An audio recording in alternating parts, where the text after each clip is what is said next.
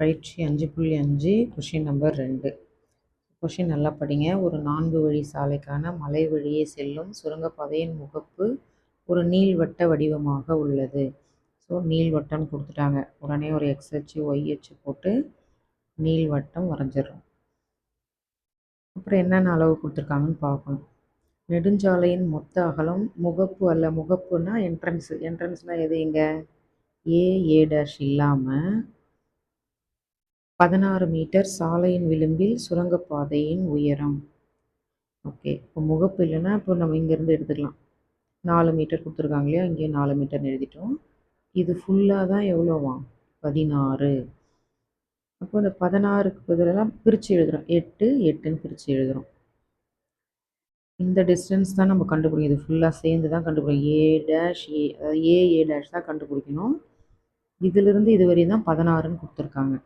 அந்த 16 தான் நம்ம 8 + 8 பிரிச்சுட்டோம்.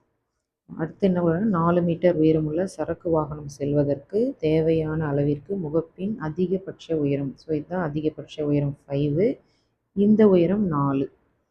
ஸோ அவங்க கொடுத்துருக்கிற 3 அளவும் நம்ம படத்தில் குறிச்சிட்டோம். இப்போ தெரிஞ்ச பாயிண்ட் ஃபஸ்ட் எழுதணும் இல்லையா? இது பாருங்க, இது வந்து எக்ஸ் அச்சு மேலே இருக்கிறதுனால 8ன்னு எழுதுகிறோம். இது ஒய் அச்சு, இப்போ கமா 4. இது வந்து முதல் கால் பகுதினால எக்ஸ் ஒய் ரெண்டுமே ப்ளஸில் தான் இருக்கும். இந்த கணக்கில் நம்ம என்ன கண்டுபிடிக்கணும் அப்படின்னா, திறப்பின் அகலம் என்னவாக இருக்கும்? ஏ டேஷ் கண்டுபிடிக்கணும். இப்போ ஏ டேஷோட ஃபார்முலா 2a.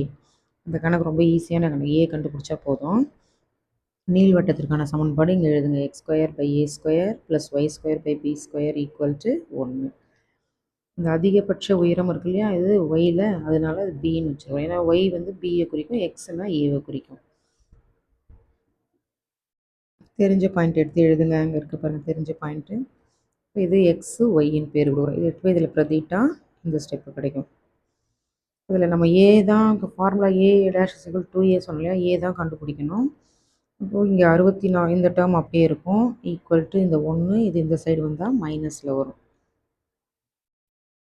எக்ஸுக்கு வந்து 8 ஸ்கொயர் பண்ணால் 64 வரும், ஒய் 4 ஸ்கொயர் பண்ணால் 16 வரும். இது உங்களுக்கு தெரியும். அடுத்து இதுக்கு எல்சிஎம் எடுக்கலாம். இங்கே 1 இருக்கிற மாதிரி இல்லையா, இப்போது 1க்கும் 25க்கும் எல்சிஎம் எடுத்தால் 25 வரும். இப்போ இந்த 25 இங்கே போயிடும், இங்கே போட்டிருக்கோம் பாருங்கள், 25 - 16. இந்த டேர்ம் இங்கே வரும், 64/a² இதை மைனஸ் பண்ணால் என்ன வரும்? 9/25. இது 9 தெரியுதா நல்லா உங்களுக்கு? ஏன்னு கன்ஃபியூஸ் ஆகிடாதீங்க. 9. ஓகே, இப்போ குறுக்கு பெருக்கல் 9a² இந்த சைடு வரும், இந்த சைடு 25 × 64. இப்போ a² மட்டும் தான் நமக்கு வேணும். அப்போ இந்த 9 என்னவாயிடும்? வகுத்தெல்லாம் வந்துடும். a² தான் இந்த டேர்ம் இல்லையா, அப்போ நமக்கு ஏ தான் வேணும். ஸோ ஸ்கொயர் அந்த பக்கம் போனால் என்னவாகும்? ரூட் ஆகும். 25க்கு ரூட் எடுத்தால் 5, 64க்கு ரூட் எடுத்தால் 8, 9க்கு ரூட் எடுத்தால் 3. இப்போ ஏ = இதை பெருக்குனா 40 வருமா? அப்போ 40/3.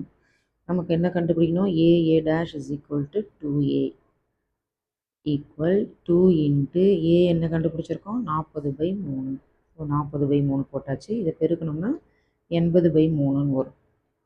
80 3ஆல் வகுத்தா 26.67. அதாவது 80 3ஆல் வகுக்கிறோம். 2 3 6, மீதி 2, இந்த 0 கீழே இருக்குங்க.